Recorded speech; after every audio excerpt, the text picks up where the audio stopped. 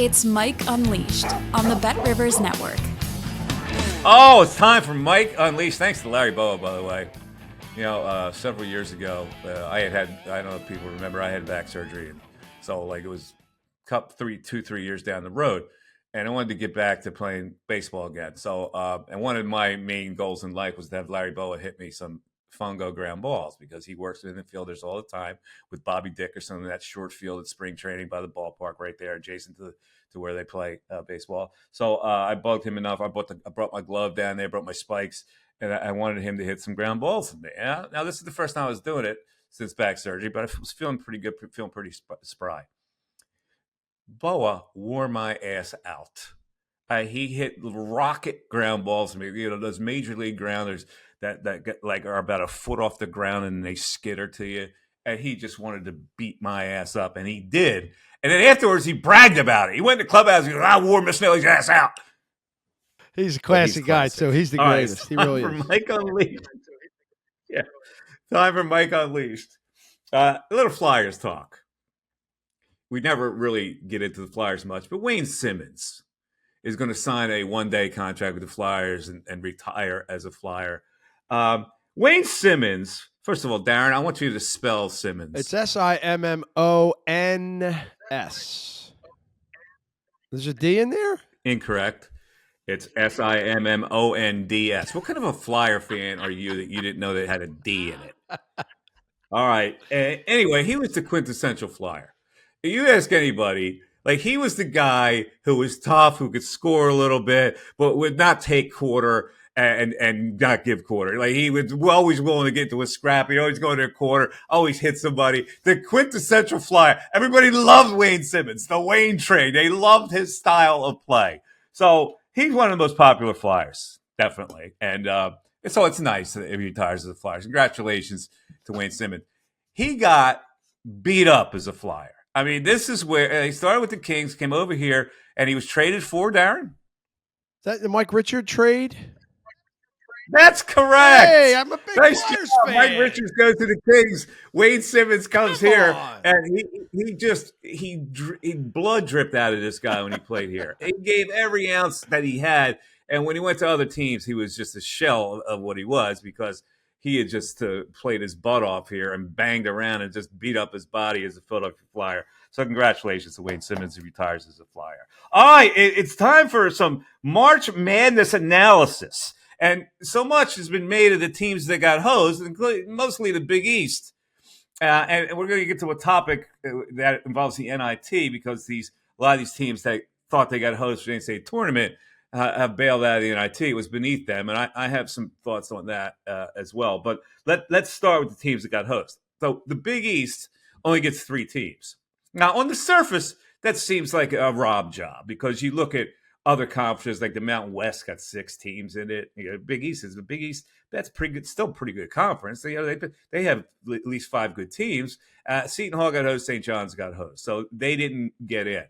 But here's the thing about the NCAA tournament that people don't understand: that when you leave it up to the teams that win their conference tournament, the underdogs usually will win the conference tournament rather than the regular season champion. Because the regular season champion knows they're already in and know they're going to get a decent seed. So they're not playing that like life and death. The survival teams are playing it like life and death. So unless you change that or come up with a formula that somehow blends the winner of the conference tournament with the winner of the regular season tournament, and that's how you designate who goes to the NCAA tournament from that league, you're going to have this thing. As long as you say conference tournament winner gets the automatic bid, you're going to leave out some teams that deserve to be in it. It's just a matter of fact that way. For instance, if Temple would have won that conference tournament, that would have knocked out another team. Now, was it fair that a team like Temple would win their conference tournament, or a team like NC State would win the ACC after being like the 5th seed in the ACC going into the tournament? I don't see where that's fair. I think that's the problem with this whole thing.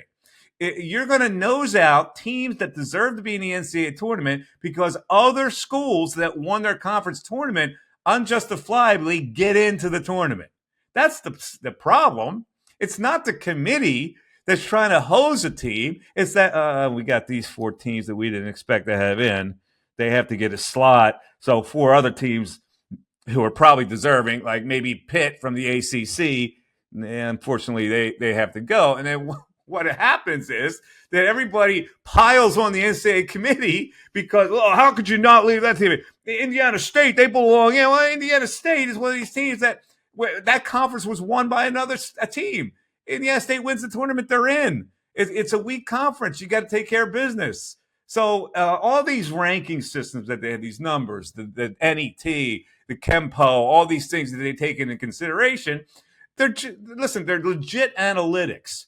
But the bottom line is it's really fundamental. As long as you're going to allow the conference tournament champion to be the representative, then everybody else is going to get hosed. And maybe they take a look at that. I don't know.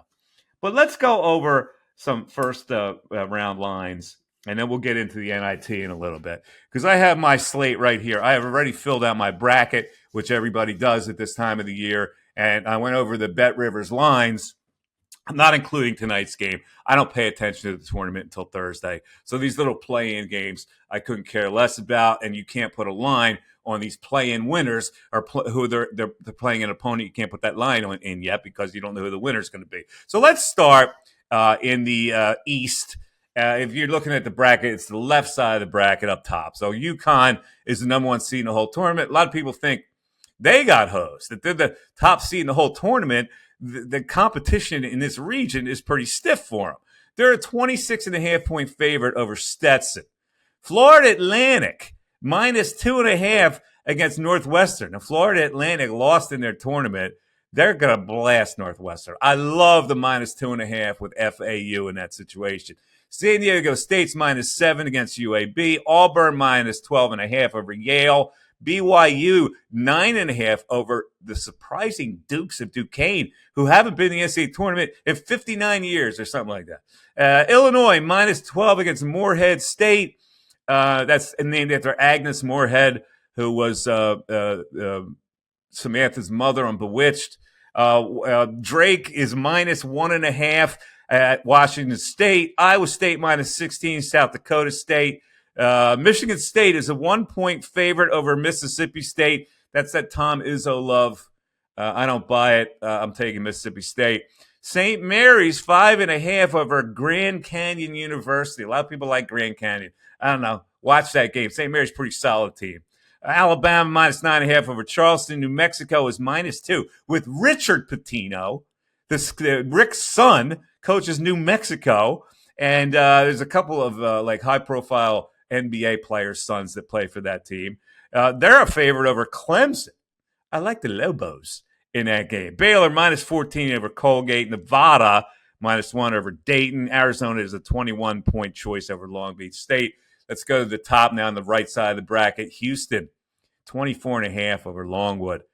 My sleeper, Nebraska, -1 over Texas A&M. That's a line that tells me, go Huskers. James Madison, a lot of people like James Madison. They only have 3 losses this year against Wisconsin. Possible upset.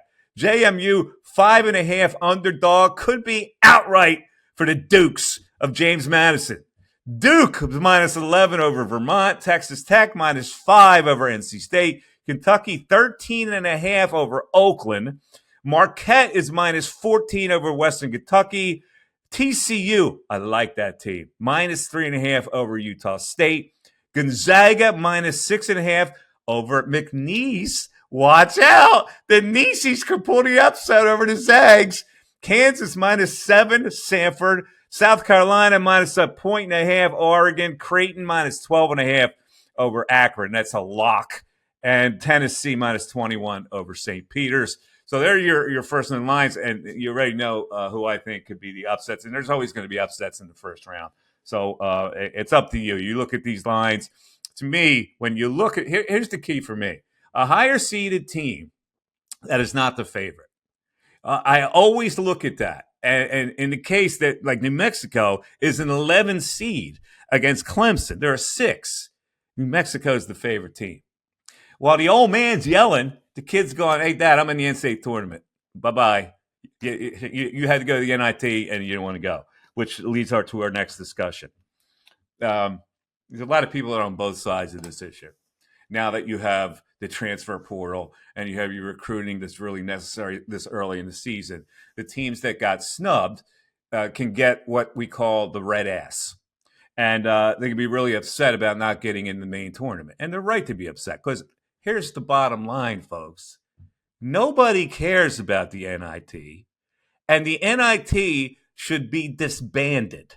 Now, I know this is a grand old tournament, goes back years and years before the NCAA tournament even started. The NIT was in existence. I get it.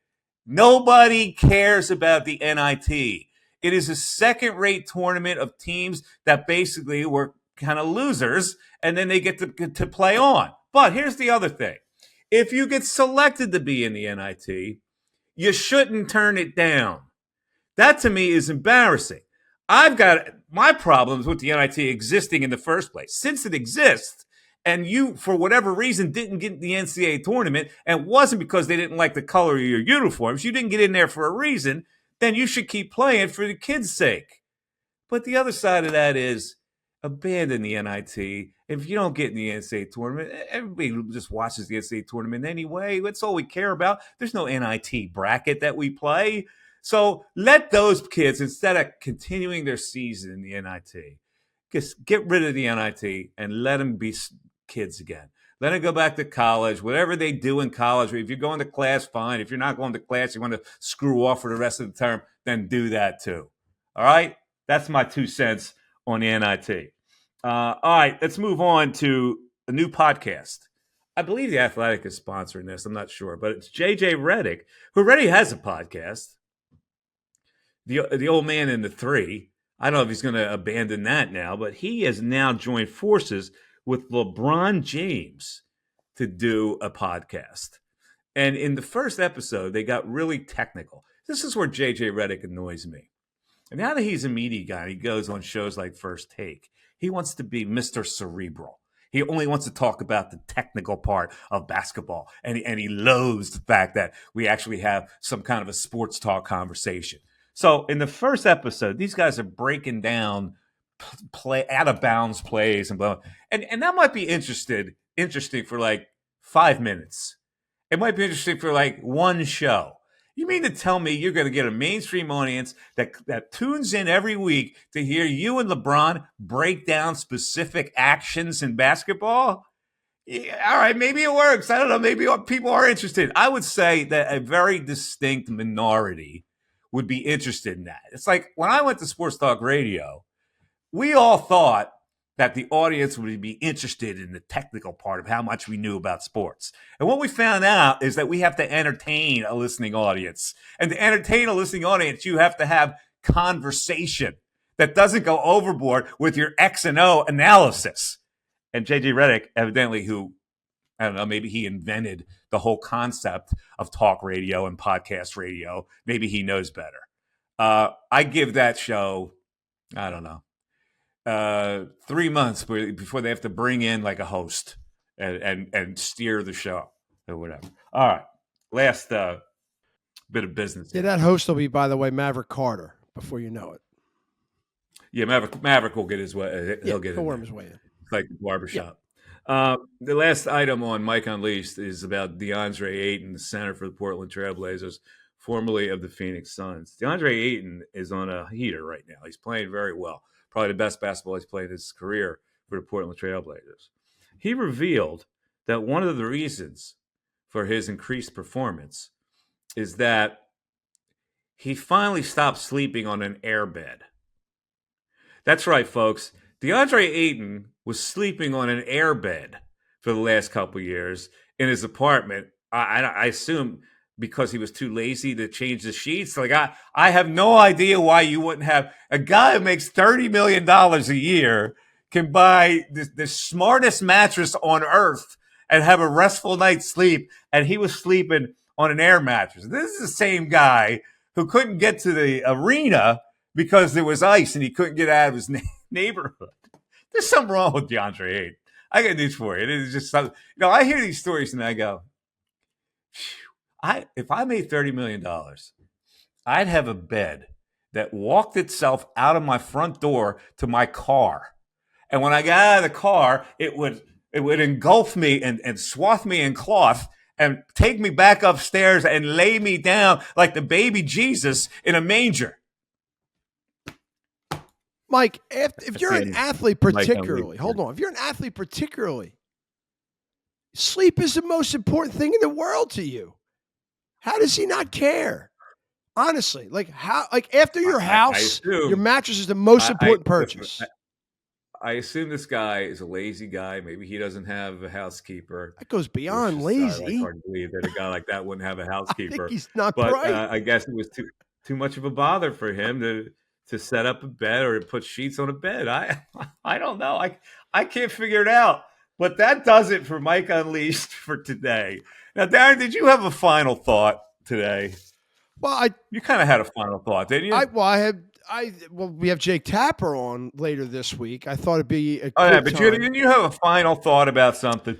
I thought. Oh, you Field of Dreams. I wanted to ask you. I thought about Field of Dreams. Well, here's what I saw Vince. I'm a big Vince Scully guy. Like I first bought satellite radio in my car so that I could listen to Dodger games on the West Coast at night because I worked a lot of nights at the time. I love Vince Scully. I didn't even care who the Dodgers were playing or what.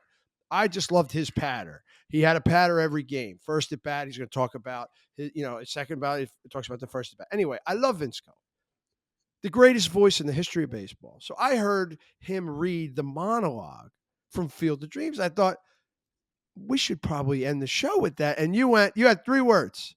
4 words. I hate Field of Dreams. I do. I went, okay. I think it is the most overvalued, pretentious movie ever. You and Morgani people hate get it. Sucked in by the fable of Field of Dreams. Yeah, Al Morgani hates it too. He despises it. I just don't get it. I really don't get it. I don't know why people think it's so great. And besides that, Ray Liotta can't play a lick. And he's out there, he's swinging the opposite hand from what the Shoeless Joe actually was. Come on. I get it. For people that are sentimental about their dads, you're having to catch with their dad, and it brings that whole thing back. I go, Moonlight Graham messed up his whole damn career by stepping over that line. That's a tragedy. That's what I look at. Yeah. I would have given my left pinky to be a major league player. Moonlight Graham just willy-nilly steps over the line and ends it right there. Yeah, that's a part of the movie that I question, but that therein lies the tragedy of that character. That would be just like you to like that movie. I don't necessarily like it. I just liked hearing Vince Scully read that monologue. The James Earl Jones monologue that he gives. Girl with the hot dog caught in her throat. Well, Moonlight Graham saves the day. Again. Come on, man. I liked hearing Vince Scully's voice read James Earl Jones' monologue. I like to watch Ball, not Fables. Okay. All right. You cold-hearted bastard. I say it all the time. For today's Mike Missanelli podcast, you can contact me on email, mike@mikemiss.com, and on Twitter at MikeMiss25. Yes, Jake Tapper, Wednesday, right here on the Mike Missanelli podcast. And I tell you, I love this series. I love things that have happened in history, but I love the recent scandals, especially in politics. And these are amazing because you watch them, you go, oh man, I remember that. I lived through that. That's what the hook of the United States of Scandal with Jake Tapper is all about. We're going to talk with him about that on Wednesday, so stay tuned for that. And I think that'll do it for Darren. I'm Mike Missanelli. Have a great rest of the day, everybody, and we will talk to you tomorrow with Jake Tapper right here on the Mike Missanelli podcast. Take care, everybody. Bye-bye. If you build it, he will come.